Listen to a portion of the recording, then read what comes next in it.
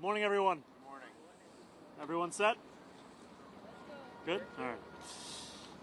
I will be heading to Washington, D.C. tomorrow to meet with President Trump in the White House. It is customary for an incoming mayor of this city to meet with the White House, given the mutual reliance.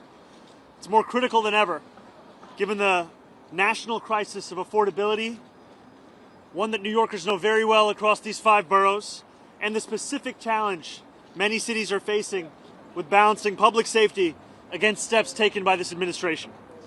I know that for tens of thousands of New Yorkers, this meeting is between 2 very different candidates who they voted for the same reason.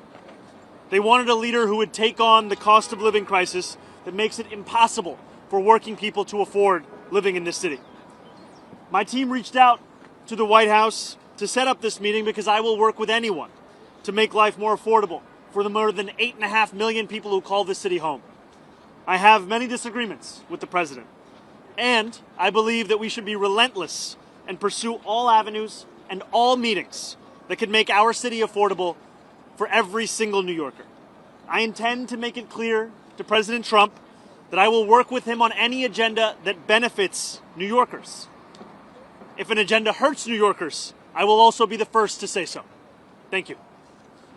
This is an opportunity to make the case for New Yorkers.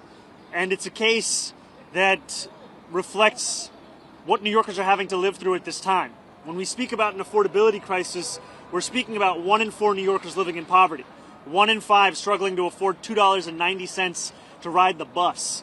New Yorkers for whom the daily acts of life are becoming increasingly harder to afford. And that's an opportunity I have to make the case to President Trump, to the White House, as to what it means to have to suffer through this affordability crisis and what it means to make it even more. I'm not concerned about this meeting. I view this meeting as an opportunity for me to make my case. And I'll make that case to anyone, frankly, as we've been doing over the course of the campaign, and now as I will be the next mayor of this city. It behooves me to ensure that I leave no stone unturned in looking to make the city more affordable. And this is a meeting where I look forward to speaking about the affordability agenda, public safety, and economic security for each and every person that calls the city home. I see the implication being that every commissioner should be a fierce advocate for those that work for their department or their agency.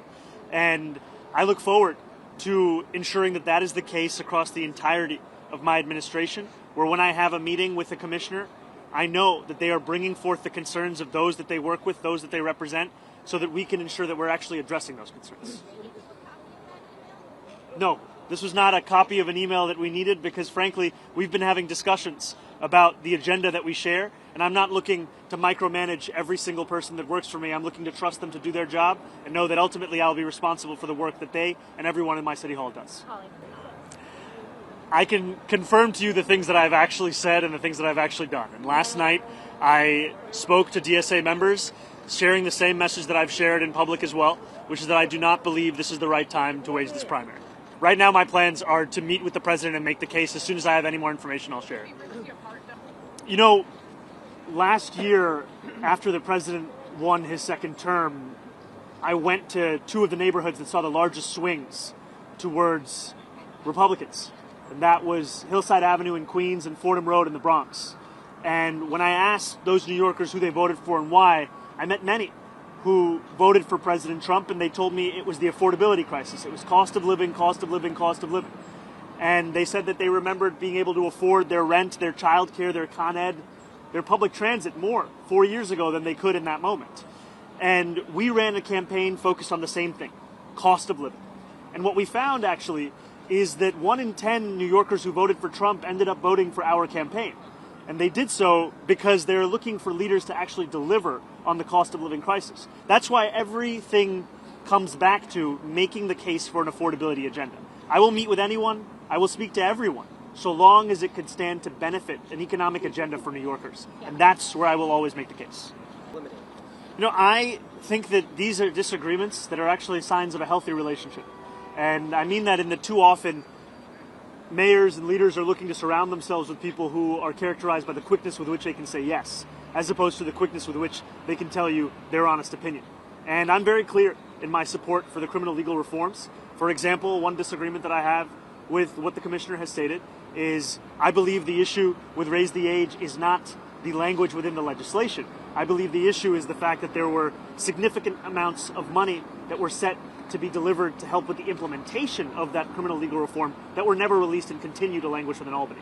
That is one point of disagreement and one place where I continue to hope to advocate for the release of that fund. And what about the gang database? Are you allowing her to keep that on? Is that something where you still disagree? Where do you land on that? I continue to have concerns about the vast dragnet and ways in which many New Yorkers are being put into that database. All right, we'll go right up there. Thank you. Just wanted to circle back on Holly's question.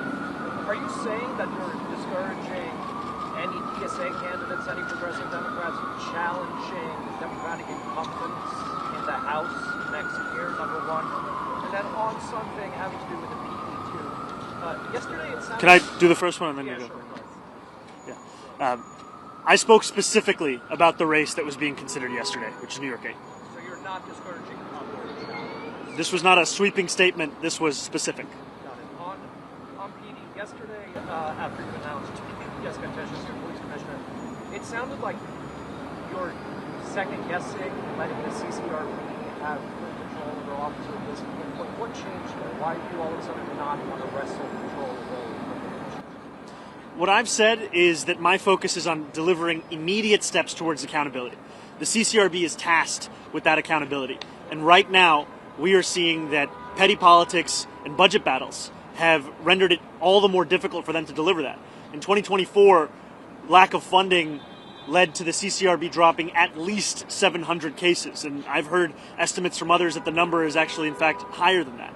What I am committing to is fully funding the CCRB immediately, such that we can ensure these days of these kinds of budget battles come to an end. You used to say, though, that you wanted CCRB to have actual final say. It sounds like you no longer want that?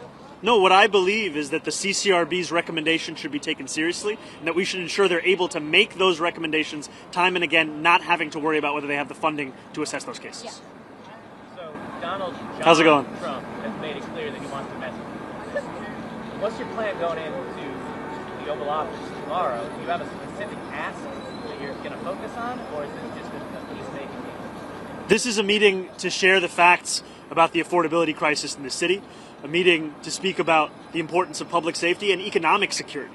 You know, when we speak about what New Yorkers are going through right now, they are facing a reality that they may have to leave this city. You know, I have met New Yorkers time and time again who, when I ask them where they live, they tell me it's other states. They tell me they live in New Jersey, they live in Pennsylvania, they live in Connecticut. That's because we've priced them out.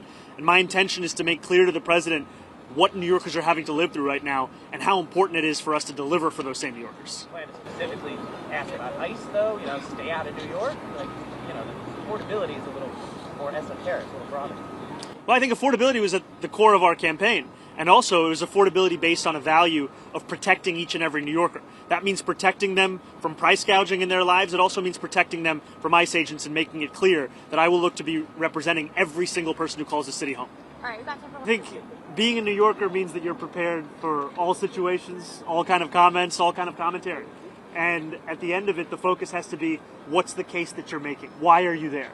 And for me, it's not about myself. It's not about a relationship with an individual. It's about a relationship between New York City and the White House, the president, the federal administration.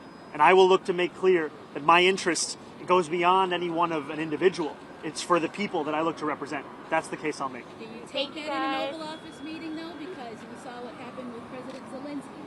What happens? Do you swipe back? I'll stand up for New Yorkers every single day. Thank you, Thank you, guys. ma'am. Everybody got this. Will you meet with